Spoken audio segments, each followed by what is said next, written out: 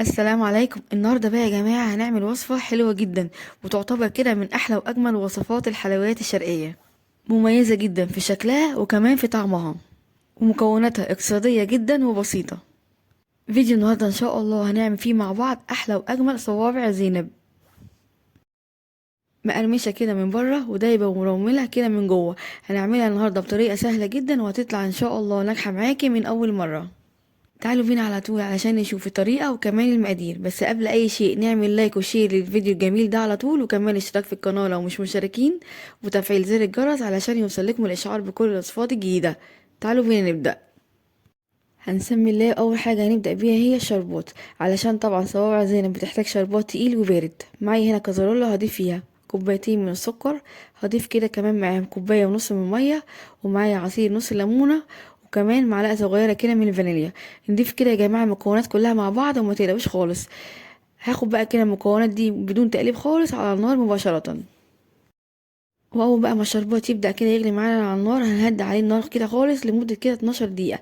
بعد 12 دقيقة هنرفعه من على النار وهنسيبه بقى لحد ما يبرد معانا تماما. هنسيب بقى الشربات بتاعنا يبرد كده على جنب، وتعالى نشوف بقى هنعمل ايه تاني. معايا بقى هنا طبق عميق اضيف فيه كوبايتين من الدقيق، هضيف عليهم كوبايه الا ربع من دقيق السميد او دقيق السمولينا او دقيق البسبوسه، بيتجاب يا جماعه من عند اي عطار. هضيف كده كمان معاهم معلقه كبيره من السكر، وكمان معايا معلقه كبيره من النشا. النشا بتدي قرمشه حلوه قوي يا جماعه لصوابع زينب. هضيف كده كمان عليهم معلقه كده صغيره من الفانيليا، وكمان معايا ربع معلقه من الخميره.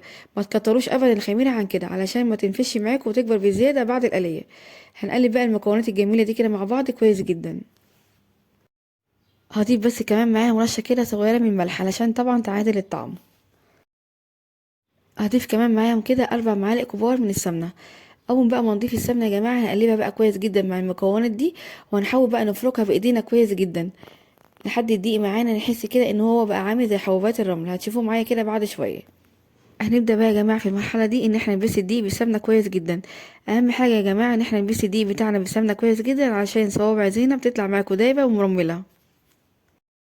وعلشان نتأكد ان هي اتبست كويس هنمسك كده حبة بين ايدينا ونضغط عليهم. لو اتجمعوا كورة يبقى كده تمام. هنفركهم كده بقى بايدينا، هتبقى كده عاملة معانا زي حبوبات الرملة بالشكل ده.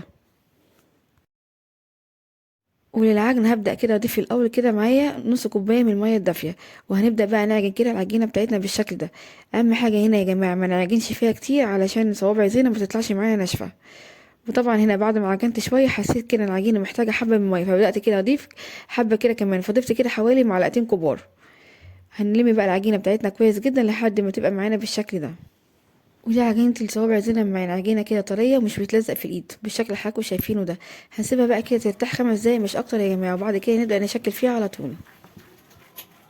اخدت بقى كده قطعة من العجين وهلفها رول بالشكل اللي حضراتكم شايفينه ده. اي بقى سكالابرا عندنا او اي سكينة، وهنبدأ بقى نقطعها كده قطع صغيرة. انا عملت كده قطع حوالي 10 جرام، يعني نحاول كده نعملهم كده مقاس واحد بالشكل ده. وطبعا يا جماعة اهم حاجة نعملهم كلهم مقاس واحد علشان ساعة التسوية مفيش واحدة تتحمر قبل التانية.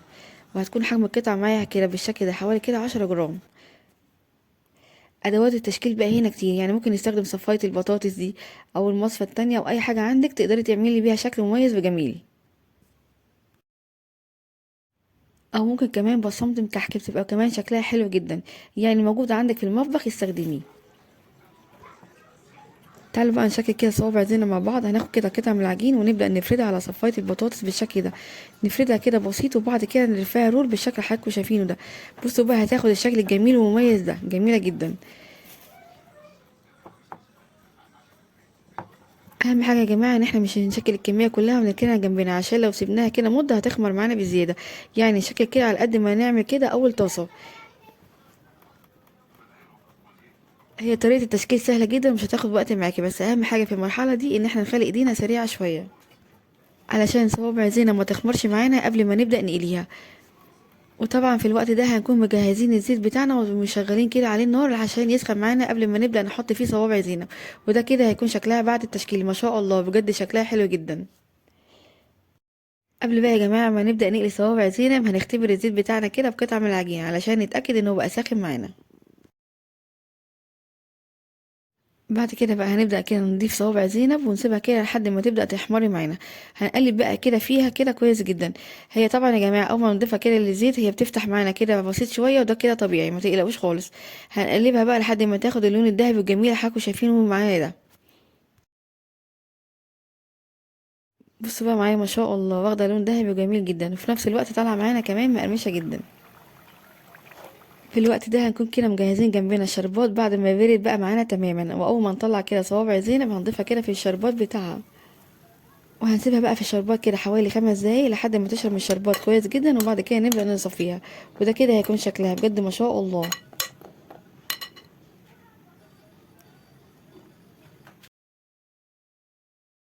هنكمل بقى يا جماعة كل الكمية الموجودة معايا بنفس الطريقة، يعني هنشكل كده حبة على قد الطاسة وبعد كده نبدأ نقليها.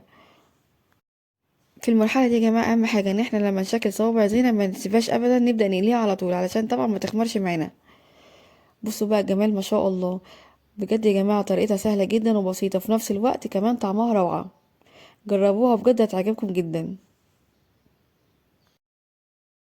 وطبعا صوابع زينب من احلى الوصفات الحلويات الشرقيه، لانها وصفه خفيفه جدا في طريقتها وفي عمايلها في كل حاجه، وكمان في اكلها. ومتقلقوش جدا لما بتقلوها مش بتشرب زيت خالص. بصوا بقى هنا معايا، وده كده هيكون شكلها بعد ما ضفتها كده في العسل او في الشربات. هسيبها بقى لحد ما تشرب الشربات بتاعها كويس جدا، وبعد كده ابدا اصفيها.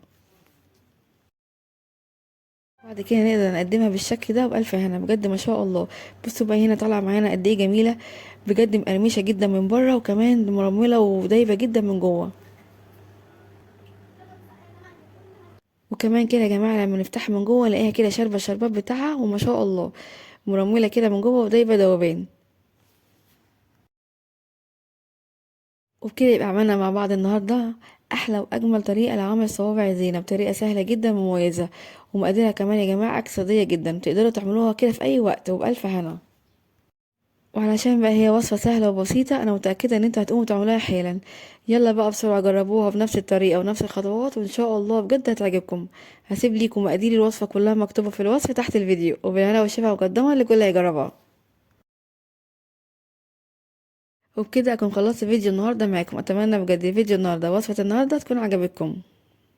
لو عجبكم بقى وصفة النهاردة وفيديو النهاردة ما تنسوش اللايك والشير الجميل للفيديو ده على طول علشان يوصل لأكبر عدد من الناس، وكمان الاشتراك في القناة لو لسه مش مشتركين، وتفعيل زر الجرس علشان يوصل لكم الإشعار بكل الوصفات الجديدة.